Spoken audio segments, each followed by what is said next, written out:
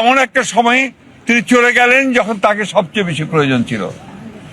খালেদা জিয়ার দাফন জিয়াউর রহমানের কবরের পাশে। আজ দেশের রাজনৈতিক ও জনগণের জন্য এক দুঃসংবাদ এসেছে। 3 বারের সাবেক প্রধানমন্ত্রী, গণতান্ত্রিক আন্দোলনের অমলিন চিহ্ন এবং বিএনপি চেয়ারপারসন খালেদা জিয়া আজ সকাল 6টায় রাজধানীর এভারকেয়ার হাসপাতালে চিকিৎসাধীন অবস্থায় ইন্তেকাল করেছেন।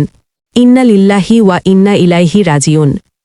প্রধান উপদেষ্টা অধ্যাপক মোহাম্মদ ইউনুসের সভাপতিত্বে রাষ্ট্রীয় অতিথি ভবন যমুনায় উপদেষ্টা পরিষদের বিশেষ সভা অনুষ্ঠিত হয়। সভায় বিশেষ আমন্ত্রণে অংশ নেন বিএনপির মহাসচিব মির্জা ফখরুল ইসলাম আলমগীর। বৈঠকে খালেদা জিয়ার জানাজা ও দাফনের বিষয়ে সিদ্ধান্ত গ্রহণ করা হয়। উল্লেখযোগ্য হল, খালেদা জিয়ার মৃত্যুতে 3 দিনের রাষ্ট্রীয় শোক ঘোষণা করা হয়েছে। আগামীকাল বুধবার দেশের সব সরকারি, আধা সরকারি ও স্বায়ত্তশাসিত প্রতিষ্ঠান, শিক্ষা প্রতিষ্ঠান এবং বিদেশে বাংলাদেশের মিশনগুলোতে জাতীয় পতাকা অর্ধনমিত থাকবে। একই সঙ্গে দেশের প্রতিটি মসজিদে বিশেষ দোয়া ও মোনাজাতের আয়োজন করা হবে। অন্যান্য ধর্মের উপাসনালয়েও বিশেষ প্রার্থনা অনুষ্ঠিত হবে। খালেদা জিয়ার জানাজা আগামীকাল বাদ জোহর জাতীয় সংসদের দক্ষিণ প্লাজা ও মানিক মিয়া অ্যাভিনিউতে অনুষ্ঠিত হবে। তাকে তার স্বামী সাবেক রাষ্ট্রপতি জিয়াউর রহমানের পাশে সমাহিত করা হবে। এই মুহূর্তে পুরো জাতি গভীর শোকাহত। প্রধান উপদেষ্টা বলেন, আজকে গভীর শোকের সময় আমরা সবাই সমবেত হয়েছি। আমরা তার আত্মার মাগফিরাত কামনা করি।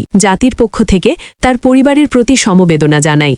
দাফন ও জানাজার বিষয়ে সরকার সব ধরনের সহযোগিতা করবে। সভায় স্মৃতিচারণ করতে গিয়ে বলা হয়, সর্বশেষ খালেদা জিয়ার সঙ্গে দেখা হয়েছিল 21শে নভেম্বর সশস্ত্র বাহিনী দিবসে। সেদিনও তিনি দেশ ও মানুষের জন্য উদ্দীপ্ত ছিলেন, অথচ নিজে অসুস্থ। তার চলে যাওয়া শুধু পরিবারের নয়, সমগ্র জাতির জন্য একটি অপূরণীয় ক্ষতি। খালেদা জিয়ার চলে যাওয়ায় বাংলাদেশের রাজনীতি একটি অধ্যায় শেষ হল, কিন্তু তার আদর্শ, নেতৃত্ব এবং গণতান্ত্রিক সংগ্রামের চেতনাকে দেশবরেণ্য সবাই চিরদিন